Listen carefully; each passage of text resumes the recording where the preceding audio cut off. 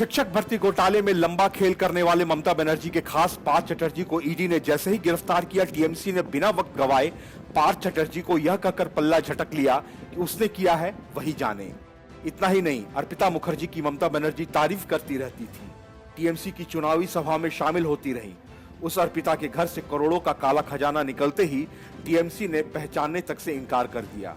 कम से कम ममता बनर्जी से यह ज्ञान तो अरविंद केजरीवाल को लेना ही चाहिए कि जैसे ही मंत्री पकड़ा जाए, अपनी कमीज को सफेद बताकर उससे पल्ला झटक लेने में ही भलाई है। पता नहीं क्यों महीनों से जेल में हवा खा रहे सत्येंद्र जैन को कट्टर ईमानदार का सर्टिफिकेट हर दूसरे दिन देते रहते हैं। खैर, ममता बनर्जी ने पार्थ चटर्जी से पल्ला तो झटक लिया, लेकिन इतने से टीएमसी के दामन पर लगे दाल धुलने वाले नहीं है। भाजपा ने इस मामले में ममता सरकार पर हमलावर हो गई है। भाजपा ने ममता बनर्जी पर सीधा निशाना साधते हुए कहा कि पश्चिम बंगाल में चोर मचा रहे हैं शोर।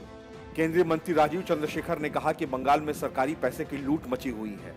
बंगाल में एजेंसियां भ्रष्टाचार को उजागर कर रही हैं, लेकिन उन पर लंबे समय से आरोप लगाए जा रहे थे। साथ ही कहा कि Mamata Banerjee multi party campaign करके एजेंसियों को बदनाम करने की कोशिश कर रही थी, उनके खिलाफ दुष्प्रचार किया जा रहा था। इतना ही नहीं, इस पूरे खेल को छुपाने की कोशिश की जा रही थी। राजीव चंद्रशेखर ने कहा कि ईडी ने चाहे पंजाब, महाराष्ट्र और केरल में कार्रवाई की हो, ये सभी लोग जुलूस के साथ निकलते हैं, जबकि केंद्र सरकार ने एजेंसी को इंडिपेंडेंट रखा है, इन्हें सशक्त किया है।